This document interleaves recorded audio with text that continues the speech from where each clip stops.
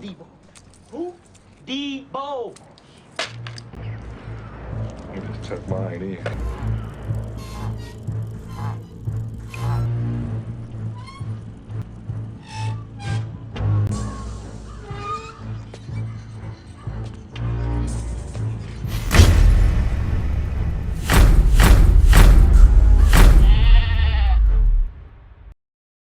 YouTube family, Happy New Year and welcome back to RillSheed, where we break down, review, react, and analyze various content related to a number of topics, including but not limited to mental health as well as grown man business. I am your humble host, Sheed, and do you know what would be really dope right now? If you went ahead and hit that subscribe button. Yes, go ahead and hit that subscribe button. Go ahead and handle that right now. Go ahead and do it. Did you do it? Good. I truly appreciate each and every one of you.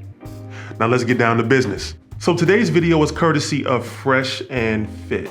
Who are Fresh and Fit? Fresh and Fit is a Miami duo consisting of Walter Weeks and Myron Gaines, not his real name. These two have a podcast that's supposed to focus on helping men become better in the areas of dating and relationships, finances, confidence, fitness, etc. Well, Fresh and Fit had a guest by the name of Andrew Tate, who is a 35-year-old British-American kickboxer and 3-time ISKA kickboxing world champion and Infusion Live champion. And while on the Fresh and Fit podcast, Andrew Tate was asked about a statement that he made about depression that went viral. The statement that he made was, "Depression isn't real." So let's start dissecting this clip while keeping in mind that Andrew Tate is not in any way, shape, or form a mental health professional or expert. Class is in session. Let's go. You went viral for saying depression isn't real. Yeah, I went big time viral. I had every J.K. Rowling, everybody. All of Hollywood was gunning for me, right? They were very upset that I told the truth. Okay, so as we can see, this is not clickbait. This is not clickbait. Not only did he just confirm this statement that made him viral, but he's about to double down. Let's see how long we can go before I have to pause the video to point out how unfit he is to swim in these waters. Let's go. We talk about that, your views on depression not being real, and you give the toxically masculine, unfiltered, raw side of it. Well, depression is another weapon they use to destroy our masculine energy, right? That's another weapon they use. 13 seconds.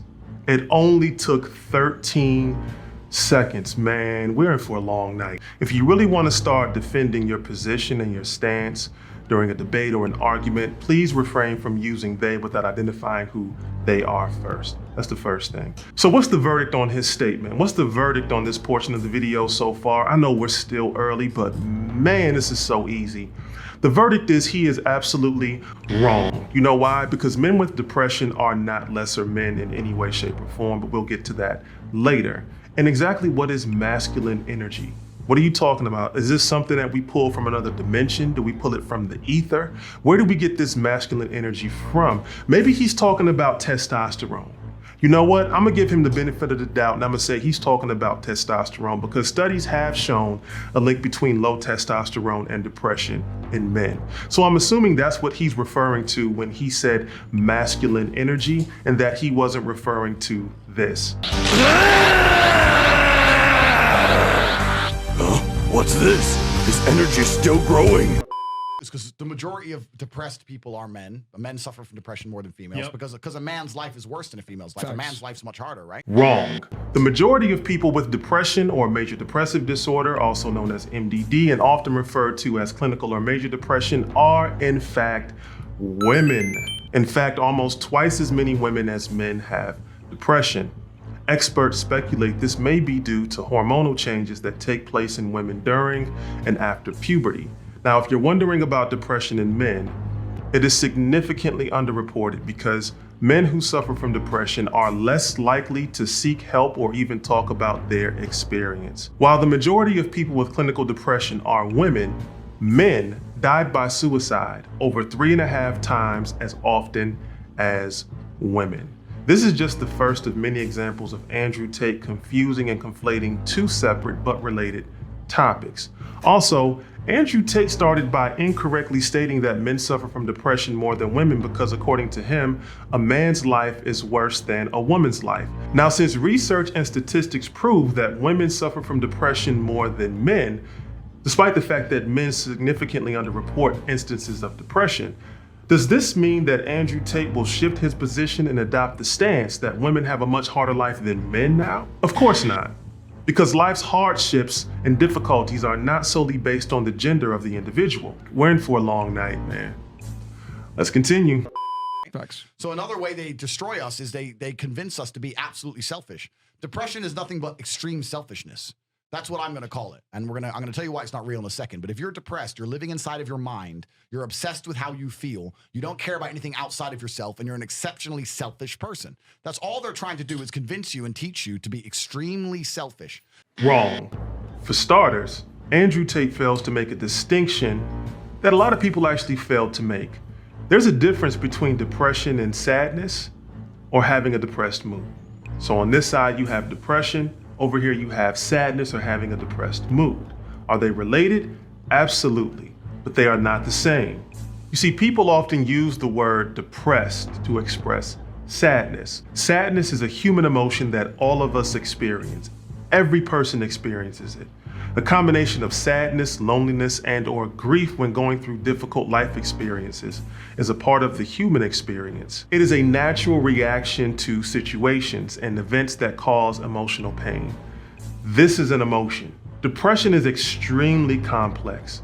It is extremely complex. It's way more than just sadness. It is an illness that requires a diagnosis. Symptoms can vary from mild to severe and can include feeling sad or having a depressed mood, loss or interest or pleasure in activities once enjoyed, changes in appetite such as weight loss or gain unrelated to dieting, insomnia or hypersomnia, fatigue, feeling worthless or inappropriate guilt, difficulty thinking and concentrating, recurrent thoughts of death or suicide.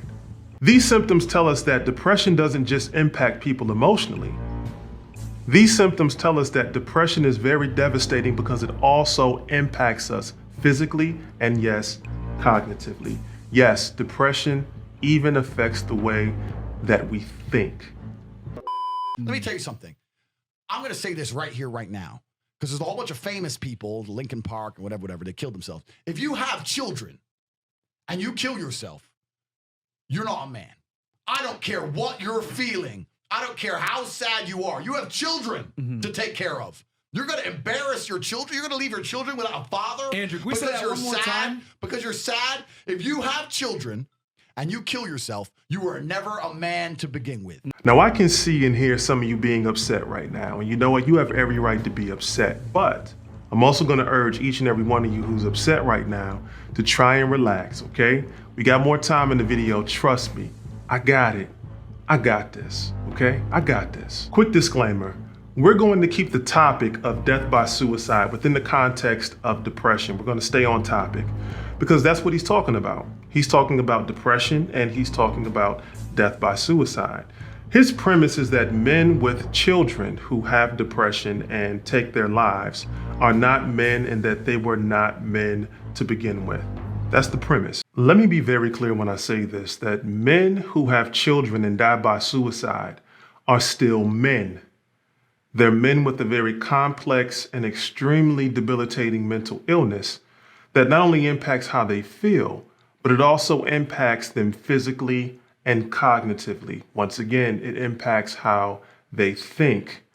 They, meaning Andrew Tate and Fresh and Fit, have no idea, absolutely no idea, the depths of darkness and emotional torment that these same men endure on a daily basis. They have no idea. And the only reason this crap happens is because of the acceptance of depression. People say that depression is stigmatized. It's the complete opposite. It's accepted now to the point where it's almost promoted. In recent years, there's actually been an increase in awareness about major depressive disorder and other depressive disorders, such as bipolar disorder, persistent depressive disorder, and seasonal-affective disorder. There's also an increase in overall mental health awareness across the board.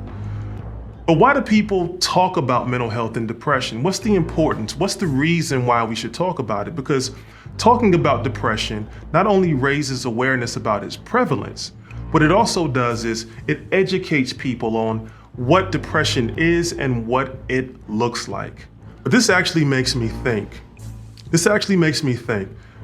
Maybe we're not doing a good enough job of talking about and raising awareness about mental health and depression, because despite having access to the internet, I mean, look, this video was made less than a year ago, was posted less than a year ago. We're talking about the year 2021. This wasn't 1998. This isn't a dial-up AOL connection, You've got right? mail. And despite it being the year 2021, they still managed to form a line of incoherent and very ignorant opinions about depression that in no way, shape, or form have contributed to the lives of people, let alone men. YouTube family, there's a whole lot more in this video to review, a whole lot more. But this is the first of a 4-part series where we'll continue to break down this video to educate and debunk myths about depression and overall mental health, okay?